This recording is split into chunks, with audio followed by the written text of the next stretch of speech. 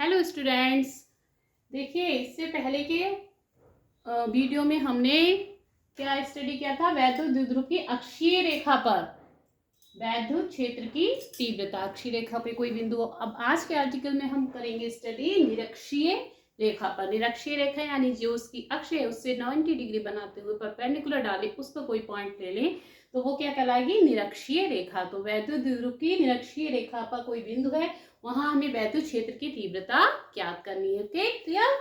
तो देखिए ये हमने एक वैद्युत द्विध्रुव दिया है, इसमें दो बराबर और विपरीत आवेश। ये तो आपको ध्यान ही होगा, वैद्युत द्विध्रुव किसे कहते हैं, जब दो बराबर और विपरीत आवेश एक दूसरे से अल्प दूरी पे रखे हो तो वो निकाय जो है हमारा वैद्युत द्विध्रुव कहलाता है। तो ये देखिए एक वैद्युत द्विध्रुव लिया है, माइनस क्यू आवेश है, प्लस क्यू आवेश है, एक दूसरे से दूरी 2l पे रखे हैं। तो ये मिड पॉइंट हमने O लिया है, तो L इधर हो जाएगा और L इधर। इससे होते हुए ये अक्ष गई है जहां हमने एक बिंदु लिया है P, जहां पे हमें वैद्युत क्षेत्र की तीव्रता ज्ञात करनी है। अब देखिए यहाँ पे दो चार्ज है, जहां चार्ज होगा वहां चार्ज के कारण वैद्युत क्षेत्र की तीव्रता होगी। चार्ज होगा तो वैद्युत क्षेत्र होगा, वैद्युत क्षेत्र होगा तो उसकी कुछ ना कुछ तीव्रता होगी। तो देखिए प्लस क्यू आवेश के कारण हमने वैद्युत क्षेत्र की तीव्रता P पे ले ली E1 और माइनस क्यू के कारण ले ली E2। ठीक है, अब दिशा देखिए, प्लस चार्ज है तो ये आउटवर्ड हमेशा रहता है, माइनस हो तो हमेशा इनवर्ड डायरेक्शन रहती है। तो प्लस क्यू के कारण डायरेक्शन क्या हो जाएगी हमारी, ये हम अगर पॉइंट ए ले लें और इसको बी ले लें तो बी पी डायरेक्शन हो जाएगी और इसकी वजह से पी ए डायरेक्शन हो जाएगी। ठीक है, क्लियर। तो हमें E1 और E2 की वैल्यू हमें लगानी है। क्लियर हो गया। ये जो मैंने लिखा है इसको बोला है, इसको लैंग्वेज में आप लिख लीजिएगा। ओके, तो बिंदु P पर जो है विद्युत क्षेत्र की तीव्रता प्लस क्यू आवेश के कारण क्या होगी। देखिए तीव्रता का सूत्र आप पिछले चैप्टर में पढ़ ही चुके हैं, E = 1/4πε0 के Q/r² होता है। तो R क्या होता है, जहां हमें विद्युत क्षेत्र की तीव्रता निकालनी थी वो, और जहां आवेश स्थित होता है वो, उनके बीच की दूरी। तो यहाँ पे दूरी देखिए P से लेके V तक की दूरी √r² प्लस L² है। क्यों, क्योंकि ये वाली दूरी कितनी है, R है, ये वाली दूरी कितनी है, L है। और ये देखिए समकोण त्रिभुज बन गया है और इसमें ये लंब है, ये आधार है, तो ये क्या होगा, कर्ण। 90 डिग्री के सामने की भुजा क्या होगी, कर्ण। कर्ण का वर्ग क्या होगा, कर्ण की वैल्यू कितनी होती है, तो यहाँ पाइथागोरस प्रमेय लगाएंगे, लंब का वर्ग प्लस आधार का वर्ग बराबर कर्ण का वर्ग। तो कर्ण का वर्ग कितना हो जाएगा, लंब का वर्ग प्लस आधार का वर्ग। लंब कितना है, R है, और आधार कितना है, L है, तो R² प्लस L² कर्ण हो जाएगा, कर्ण का वर्ग। तो कर्ण कितना हो जाएगा, √r² प्लस L², यानी कि PV की वैल्यू कितनी हो जाएगी, √r² प्लस L²। ठीक है, तो ये कर्ण हमारा इतना निकल आया।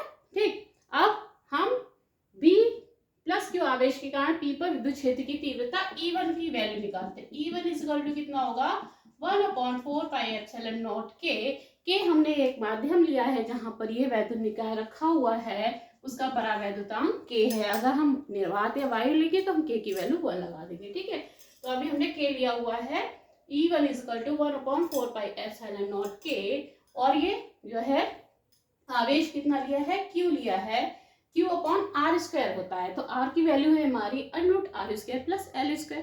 तो r² की वैल्यू क्या हो जाएगी, इसका हम स्क्वायर करेंगे तो रूट हट जाएगा, तो हम इसको डायरेक्ट लिख लेते हैं क्या, r² प्लस L²। ठीक है, डायरेक्शन इसकी क्या हो जाएगी, PVP दिशा में है ना। विद्युत क्षेत्र जो है सदिश राशि है तो उसकी कोई ना कोई दिशा होगी। ठीक, तो ये सदिश राशि है इसलिए ये दिशा होगी E1। अब E2 की वैल्यू, यहाँ पे आवेश है, इसके कारण भी P पर कोई विद्युत क्षेत्र होगा।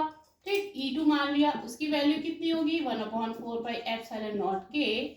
अब यहाँ पे ये माइनस क्यू होगा अपॉन R² की वैल्यू कितनी होगी, यहाँ पर भी देखिए वही उसी तरह से सेम पाइथागोरस प्रमेय लगेगी। समकोण त्रिभुज बन रहा है, ये R है, ये L है, तो ये हो जाएगी √r² प्लस L²। यहाँ R² लेंगे तो हमारा स्क्वायर रूट हट जाएगा, तो ये R² प्लस L² हो जाएगी। ठीक है, और ये इसकी डायरेक्शन क्या हो जाएगी, इसकी डायरेक्शन हो जाएगी PA दिशा में हो जाएगी। ठीक है, क्लियर हो गया। तो E1 और E2 की वैल्यू हमने निकाल ली है, जिसके कारण P पर विद्युत क्षेत्र है। अब कुल विद्युत क्षेत्र कितना होगा, तो इसको हम दोनों को जोड़ देंगे तो टोटल विद्युत क्षेत्र निकल आएगा। उसको ही हमको थोड़ा सा सॉल्व करना है, बस नहीं है इस आर्टिकल में, और कुछ नहीं है, बहुत ही आसान है। अक्षीय वाला आप कर चुके हैं, तो निरक्षीय वाला जो है वो और भी इजी है, और जो है दोनों ही बहुत ही इंपॉर्टेंट है, अक्सर दोनों एग्जाम में एक न एक पूछ लिया जाता है। ओके, अभी देखिए यहाँ पे हमने ये सिर्फ क्यू लिखेंगे क्योंकि यहाँ पे मैग्नीट्यूड लेंगे। वैसे एक प्लस चार्ज है एक माइनस है, लेकिन उनका परिमाण बराबर है, वो क्यू ही है। ठीक है, अब हम कुल पी पर जो है विद्युत क्षेत्र की तीव्रता निकालते हैं। वो कितनी होगी, पी पर विद्युत क्षेत्र की कुल तीव्रता कितनी हो जाएगी। ओके, कुल तीव्रता, ठीक, ये आपकी कितनी हो जाएगी, E equal to E1 plus E2, दोनों को हम जोड़ देंगे। ठीक है, तो वो टोटल निकल आएगी। अब लेकिन ये देखिए E क्या है, विद्युत क्षेत्र सदिश राशि है, तो सदिश राशि में जो है इसको हम यहाँ पे देखिए हमने E1 और E2 इस तरह से लिया है। ये P से जो है ये जो E आएगी वो बीच में आ रहा है इन दोनों का, है ना। तो अब देखिए इस वेक्टर को हम दो भागों में तोड़ सकते हैं, एक क्षैतिज घटक और एक ऊर्ध्वाधर घटक। E1 क्या है, एक वेक्टर है ये इस तरह से, तो इसको एक ऊर्ध्वाधर घटक एक क्षैतिज घटक दो घटकों में हम तोड़ सकते हैं। ये हमने देखिए एक इसका ऊर्ध्वाधर घटक लिया है E1 साइन थीटा, और इस साइड में क्षैतिज घटक कितना हो जाएगा, E1 कॉस थीटा। ऐसे ही ये देखिए E2 है, इसका जो है ये वाला एंगल थीटा ही है, तो इसका जो है ऊर्ध्वाधर घटक E2 साइन थीटा हो जाएगा, और क्षैतिज घटक कितना हो जाएगा, E1 cos theta, sorry E2 cos theta. अब तो E की वैल्यू जो होगी वो क्या होगी, दोनों इस सेम डायरेक्शन में, ये आपस में जुड़ जाएंगे, और ये अपोजिट डायरेक्शन में है, तो ये आपस में कैंसिल हो जाएंगे क्योंकि इनका मैग्नीट्यूड जो है वो सेम ही है, बस डायरेक्शन अलग अलग है। वो यहाँ से क्लियर हो रहा है वैल्यू, है ना। तो जो है यहाँ पे हम E की वैल्यू निकालने के लिए दोनों के कॉस थीटा वाले टर्म को हम ऐड कर देंगे। तो हम क्या लिखेंगे, E1 cos theta plus E2 cos theta, और E1 sine theta E2 sine theta आपस में कैंसिल हो जाएंगे। क्लियर। अब देखिए कॉस थीटा कॉमन आ जाएगा, तो ये आपका E1 प्लस, अब E1 और E2 दोनों की वैल्यू देखिए, ये इसको हम ऐसे लिख दें जो है,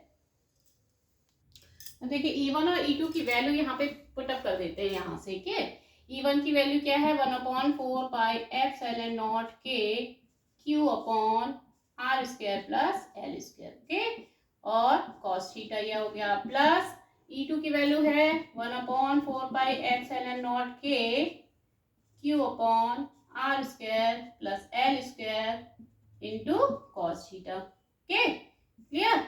अब ये दोनों आपस में सेम है, जुड़ जाएंगे, तो इसको हम क्या लिख देंगे, इसको हम ऐसे लिख देंगे 1/4 पाई एप्सिलॉन नॉट के Q upon R square plus L square into 2 cos theta. चाहे आप, ठीक है, ये दोनों है तो डबल कर दिए, 2 कॉस थीटा हो गया। ओके, अब इसमें हमें सिर्फ कॉस थीटा की वैल्यू पुटअप करनी है और हमें E की वैल्यू मिल जाएगी। ठीक है, कॉस थीटा की वैल्यू कैसे निकालेंगे, अब ये देखिए फिर से समकोण त्रिभुज हम आ जाते हैं POV में। ठीक, समकोण त्रिभुज में क्या होता है, कॉस थीटा की वैल्यू क्या होती है, आधार बटे कर्ण होती है। अगर आपने पाइथागोरस में अच्छे से पढ़ी है तो इसमें कोई दिक्कत नहीं आने वाली है। ठीक है, और वो 8th क्लास की मैथ का है, कोई ज्यादा वो नहीं है टॉपिक कठिन। ठीक है, अभी इसमें देखिए आधार ये है आपका OB और कर्ण कितना है BP, तो आधार बटे कर्ण क्या हो जाएगा, कॉस थीटा। ओके, तो कॉस थीटा की वैल्यू कितनी हो जाएगी, ये देखिए यहाँ पे थोड़ा सा हम इसको एज कर देते हैं। कॉस थीटा की वैल्यू कितनी हो जाएगी, आधार बटे कर्ण, आधार है आपका L और कर्ण की वैल्यू कितनी है, √R square plus L square. तो इसको हम ऐसे लिखते हैं, R square plus L square की पावर हाफ। √ का मतलब क्या होता है, पावर हाफ होती है, तो हमने इसको कॉस थीटा की वैल्यू रख दी। अब ये वैल्यू उठा के हम कहाँ रख देंगे, इस वाली वैल्यू में यहाँ पर रख देंगे। ठीक है, 2 कॉस थीटा है तो 2 तो ऐसे ही रहेगा, कॉस थीटा की जगह कितना रख दें हम, L upon R square plus L square की पावर हाफ। ओके, ये देखिए यहाँ पे पावर ये इनकी 1 है, यहाँ पावर हाफ है, तो ओके दिख रहा है ना ये नीचे।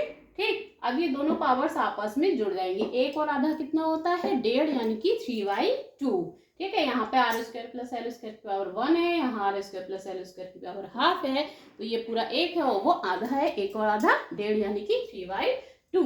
तो हमारी E की वैल्यू क्या आ जाएगी, हम यहाँ से हटा दे रहे हैं, E की वैल्यू आपकी क्या आ जाएगी, ये आ जाएगी 1/4 पाई एप्सिलॉन नॉट के 2QL, इसको एक साथ लिख दीजिए, यहाँ पे Q है, यहाँ 2 है, L है, 2QL एक साथ लिख दिया, बटे इन दोनों की पावर ये हमने जोड़ दी, R square plus L square की पावर ये हो गई 3/2।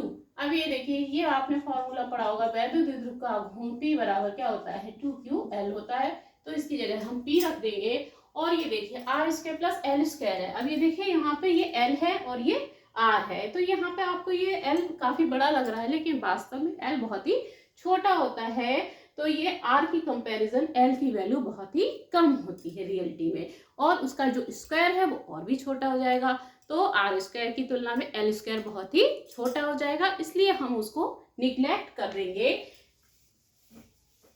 इसको हम ऐसे लिख सकते हैं, L square is very very less than R square, so neglecting this with comparison to R square. Okay, तो अब ये हमारी E की वैल्यू क्या आ जाएगी, E इज इक्वल टू 1/4πε0 के ऐसे ही रहेगा, 2QL की जगह P लिख जाएगा, और ये देखिए L को हटा देंगे तो ये पावर 3/2 इस तरह से हो जाएगी।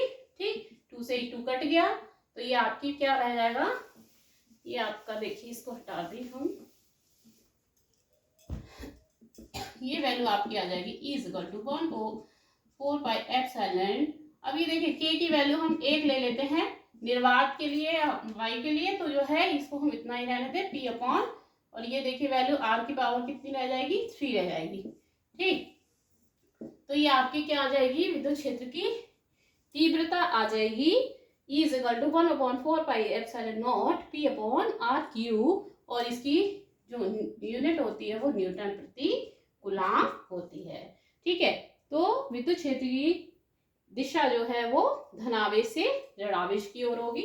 जो दिशा है वो क्या रहेगी, धन आवेश से ऋण आवेश की ओर। ठीक, क्लियर? ओके, तो ये आपका डेरिवेशन हो गया। ये क्वेश्चन जो है अगर आता है 5 नंबर में भी अक्सर पूछ लिया जाता है, बहुत इंपॉर्टेंट क्वेश्चन है। अक्षीय रेखा और निरक्षीय रेखा दोनों लगभग कुछ कुछ मिलते ही जुलते हैं, एक आपको आ गया तो दूसरा भी आ जाएगा। इससे पहले वीडियो में मैंने पहला वाला पढ़ाया था, इसमें ये दूसरा वाला है। दोनों अच्छे से बोर्ड एग्जाम के जितने भी इंटर के छात्र हैं उसको अच्छे से तैयार कर लीजिएगा, और बहुत ही इंपॉर्टेंट है ये आगे के आपके एग्जाम, नीट और जो भी आप IIT वगैरह कंपटीशन की तैयारी करते हैं उस समय भी इन चीज़ों का यूज़ होता रहता है। ओके, तो थैंक यू वेरी मच।